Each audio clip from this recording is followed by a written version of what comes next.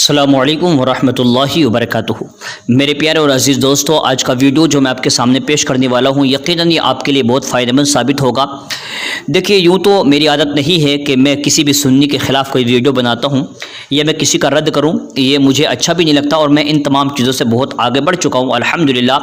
میں اس وقت کوشش کر رہا ہوں کہ امت مسلمہ کے لیے کچھ ایسی باتیں، مفید باتیں جن سے ان کو فائدہ ہو سکے، وہ آپ کے سامنے پیش کر سکوں۔ اور پچھلے کافی ویڈیوز میں آپ نے دیکھا ہوگا بحمدہ تعالیٰ، بفضل تعالیٰ، میں کچھ ایسی باتیں امت مسلمہ کے حوالے کر رہا ہوں جس سے کہیں نہ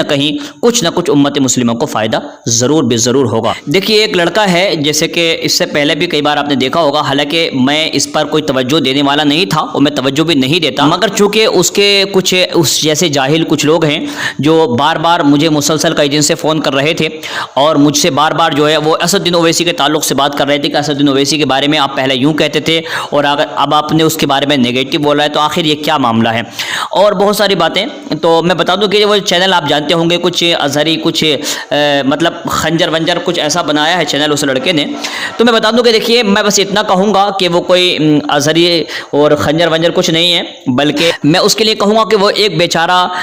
بالکل جاہل، مجہول اور اجہل آدمی ہے۔ کئی مرتبہ اس کو سمجھایا، لیکن اس کے باوجود، چونکہ کہتے ہیں نا کہ ہاتھی کو آٹو میں بٹھانا بہت آسان ہے مگر ایک جاہل کو سمجھانا بڑا مشکل ہے، اور اسی طریقے کا یہ جاہل مجہول آدمی ہے۔ میں نے اس کو پہلے بھی چیلنج کیا تھا اور میں آج ایک مرتبہ پھر سے چیلنج کر رہا ہوں، چونکہ مجھے بار بار میرے دوست احباب نے مجھے واٹس ایپ پہ بھیجا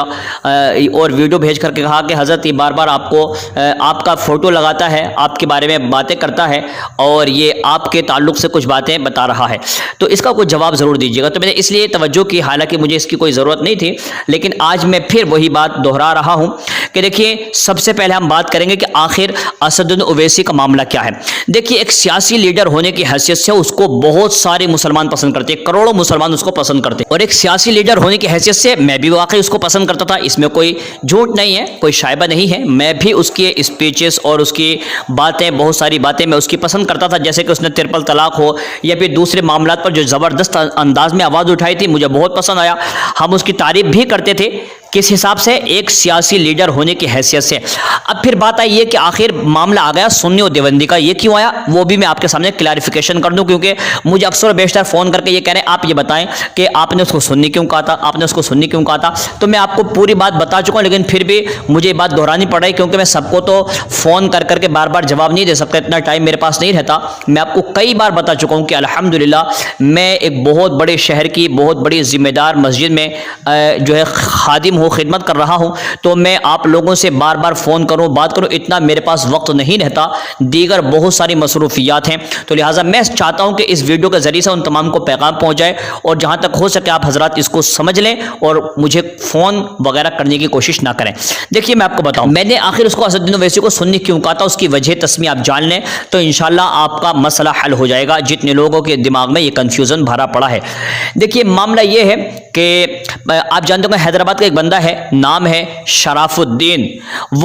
اس نے ایک مرتبہ کیا ہوا، اسد الدین اویسی کا ایک ویڈیو دیکھا اور اس کا ایک چھوٹا سا حصہ کٹ کر لیا، جس میں اسد الدین اویسی یہ کہہ رہا ہے کہ یہ سرزمین اولیاء اللہ کی ہے، صالحین کی ہے، یہ مطلب اس طریقے سے کہتے ہیں، اس نے آخر میں کہا یہ سرزمین اہل حدیث کی ہے۔ تو اس نے اس جو ہے حصے کو کاٹ لیا اور کاٹ کر کے کہتا کہ دیکھو، ہم نہ کہتے تھے کہ اسد الدین اویسی اہل حدیث ہے، اور یہ جو ہے یہ سرزمین اہل حدیث کی ہے بتا رہا ہے۔ اس کو سن کر کے بہت سارے لوگوں کو صدمہ ہوا، کیونکہ اسد الدین اویسی کو تقریباً کروڑوں کی تعداد میں سنی، دیوبندی، ہر قسم کے لوگ فالو کرتے ہیں۔ تو اب مسئلہ یہ کہ لوگوں میں کنفیوژن پیدا ہو گیا کہ کیا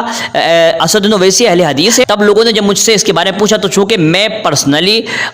جو ہے اسد الدین اویسی کو جانتا ہوں، اور یہاں تک کہ میں اس کے دارالسلام میں بھی گیا ہوں، اور اس کے علاوہ میں حیدرآباد میرا اکثر بیشتر آنا جانا ہے، تو لہٰذا مجھے اس کے گھر کے بارے میں اچھے خاصے معلوم ہے۔ اس کا جو خاص دوست ہے، مطلب جو رائٹ ہینڈ کہہ لیجئے، جو ہمیشہ ساتھ میں اٹھتے بیٹھتے رہتے ہیں، اس کا بندے کا جو ہے وہ حضور تاج الشریعہ کا مرید ہے۔ میں نے اس سے بھی اور دوسرے لوگوں سے پوچھا، سب نے کہا کہ یہ لوگ پرسنلی سنی ہیں، پکے سنی ہیں، سارے کام کرتے ہیں جو ہم لوگ کرتے ہیں، لیکن مسئلہ یہ ہے کہ چونکہ یہ پولیٹیشین ہے، اس لیے اپنے عقیدے کو سب کے سامنے ظاہر نہیں کرتے، یہ ان کا بہرحال مسئلہ ہے۔ اب دیکھیے، آگے بڑھتے ہیں۔ شراف الدین کی یہ بات سن کر کے بہت سارے لوگ کنفیوژن ہوا تھا۔ پھر میں نے کیا کیا، اس کو تاکہ لوگ جو سنی اس کو پسند کرتے ہیں، اس کو فالو کرتے ہیں کہ ان کے دماغ میں یہ نہ آ جائے کہ یار اتنا سمجھدار اتنا پڑھا لکھا آدمی اہل حدیث ہو گیا تو پھر ان کا رخ بھی جو ہے وہ اہل حدیث کی طرف جا سکتا ہے. اسی لیے میں نے کلیریفیکیشن کے لیے کہا تھا کہ یہ جو کہہ رہا اہل حدیث، یہاں اہل حدیث سے مراد یہ اہل حدیث نہیں ہے جو آج کل کے جاہل لوگ ہیں، بلکہ یہاں اہل حدیث سے مراد وہ ہے شاہ عبد الحق محدث دہلوی ہیں، شاہ ولی اللہ محدث دہلوی ہیں، شاہ عبد العزیز محدث دہلوی ہیں، یا شاہ عبد الرحیم محدث دہلوی ہیں. ان لوگوں کو کہا گیا ہے کہ یہ وہ لوگ ہیں جنہوں نے حدیث کو یہاں پر پھیلایا ہے، اس لیے انہوں نے اس کو ہندوستان کو اہل حدیث کی سرزمین کہا. تو یہ بات یہاں پر ہو گئی تھی، مسئلہ ختم ہو گیا. اس کے بعد یہ جو ظالم ہے، یہ جاہل اور اجہل ہے، جو اس نے پھر کیا کیا، اسی بات کو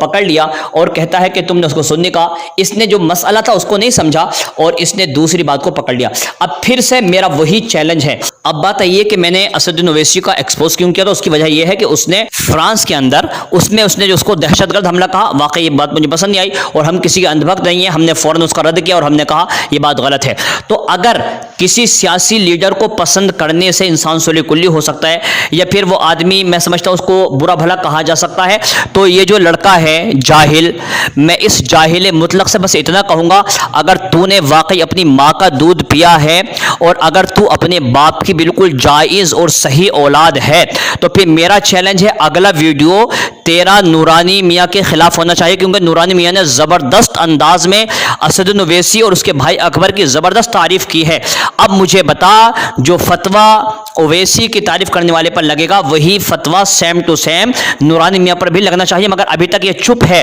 پہلے بھی نہیں بولا تھا اور اب بھی نہیں بول پائے گا، اور اس کے جو چیلے ہیں وہ بھی نہیں بول پائیں گے یقیناً. تو اس ویڈیو کو آگے شیئر کر دیں تاکہ اس ظالم کا، اس بے وقوف جاہل کا منہ بند ہو جائے. السلام علیکم. اور ہمارے ایوان ریاست اور ایوان سیاست میں بھی ہم تمام اسلامیان کا نقیب ہے. ایک ہے انیک پر بھاری. میں زیادہ اس میں نہیں جاؤں گا، وہ ایک ہی کو چھیڑ نہیں پا رہا، اور یہاں تو ایک نہیں، یہاں دو ہیں ماشاءاللہ. میں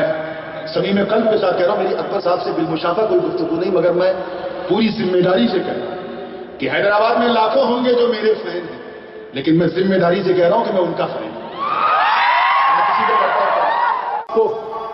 مجلس اتحاد المسلمین پر کامل اعتماد ہے اور میری دعا بھی ہے کہ آپ کے اعتماد پر کھرا اترے. میں نے بڑی نظیریں دیکھی ہیں، بڑے جلسے دیکھے ہیں، سنا ہے کہ فلاں جماعت فلاں اقتدار کے لیے آگے بڑھ رہی، فلاں اقتدار کے لیے، مگر میری ناقص معلومات کے مطابق مجلس اتحاد المسلمین ایک ایسی سیاسی پارٹی ہے جس نے اقتدار کے لیے نہیں بلکہ مصطفیٰ کے چاہنے والوں کے اختیار کی جنگ لڑی ہے. اقتدار ہوتا تو کہیں نہ کہیں کسی جماعت میں ضم ہو جاتے، ولے ہو جاتا، لیکن معاملہ اقتدار کا نہیں، اختیار کا ہے. اور وہ سلسلہ فخر ملت سے سالار ملت، اور سالار ملت سے نقیب ملت، اور نقیب ملت سے ہم سب کے حبیب ملت کو، اور یہ انشاءاللہ سلسلہ چلتا رہے گا. مولا کریم مجلس اتحاد المسلمین کے قائد، اس کے رہنما، اس کے معتمدین، اس کے جتنے بھی ارکان اور اسمبلی کے ارکان ہیں، سب کے حوصلے کو بلند فرمائے